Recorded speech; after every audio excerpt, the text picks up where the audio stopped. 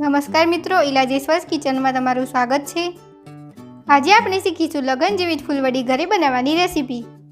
આ ફૂલવડી એકદમ ટેસ્ટી છે અને ફટાફટ બની જાય છે। તો ચાલો ફૂલવડી બનાવવાનું શરૂ કરીએ।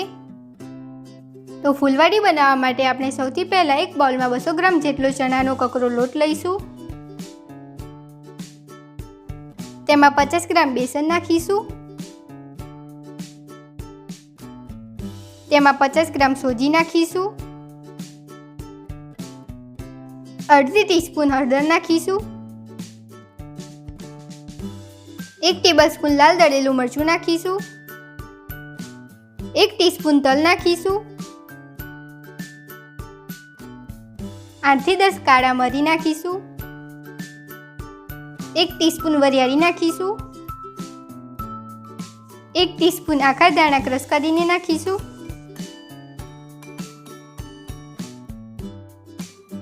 1 પિંચ લીંબુના ફૂલ નાખીશું। અડધી ટીસ્પૂન ગરમ મસાલો નાખીશું। સ્વાદ પ્રમાણે મીઠું નાખીશું। 3 ટેબલસ્પૂન ખાંડ નાખીશું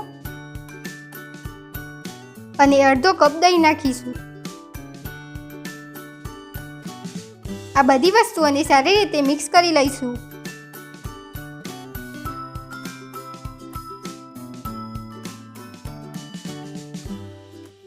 તો આપણે તેને સારી રીતે મિક્સ કરી લીધું છે। હવે તેમાં થોડું થોડું પાણી નાખીને લોટ બાંધવાનું શરૂ કરીશું। આપણે કડક લોટ બાંધવાનો છે। તો આપણે કડક લોટ બાંધી લીધો છે। હવે આપણે તેને ઢાંકી દઈશું અને થોડીવાર માટે એમ જ રહેવા દઈશું। ત્યાં સુધી આપણે ગેસ ઉપર નાનું પેન મૂકીશું। તેમાં 3 ટેબલસ્પૂન તેલ ગરમ કરવા માટે નાખીશું। તેલને આપણે હળવું જ ગરમ કરવાનું છે, એકદમ વધારે ગરમ નથી કરવાનું।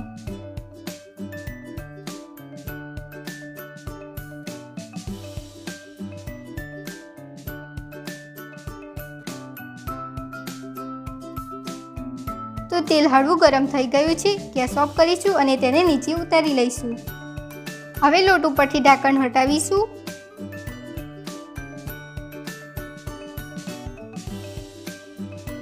તેના ઉપર અડધી ટીસ્પૂન બેકિંગ સોડા નાખીશું અને ગરમ કરેલું તેલ તેના ઉપર નાખીશું।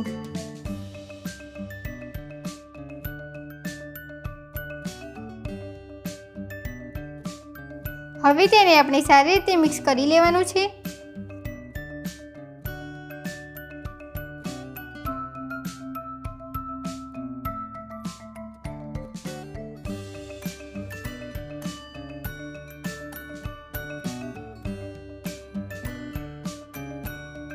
તો આપણે તેને સારી રીતે મસળી લીધું છે।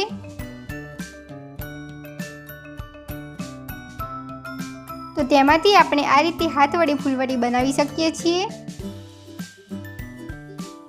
આ રીતે હાથ વડે વણીશું। તમે જોઈ શકો છો સરસ ફૂલવડી તૈયાર થાય છે। તો આ રીતે તેને બનાવીને ફ્રાય કરી શકો છો, અથવા તો તમે સંચાની મદદથી પણ ફૂલવડી બનાવી શકો છો। આ રીતે મોટી પ્લેટની મદદથી ફૂલવડી બની જાય છે। તો હાથ વડે બનાવેલી ફૂલવડી ગરમ તેલમાં ફ્રાય કરવા માટે મૂકીશું। ગેસની ફ્લેમ મીડિયમ રાખીશું।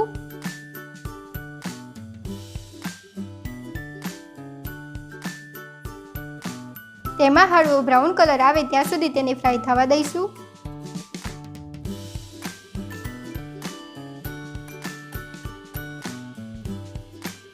તો ફૂલવડી સારી રીતે ફ્રાય થઈ ગઈ છે। હવે તેની બહાર કાઢી લઈએ।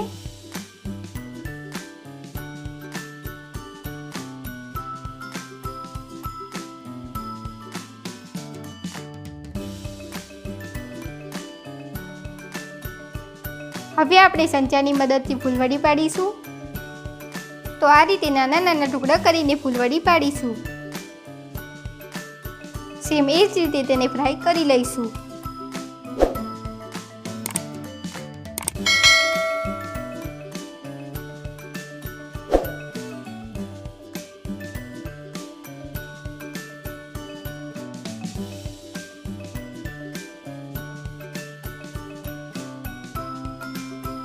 ફૂલવડી ફ્રાય થઈ ગઈ છે, તેને બહાર કાઢી લઈએ.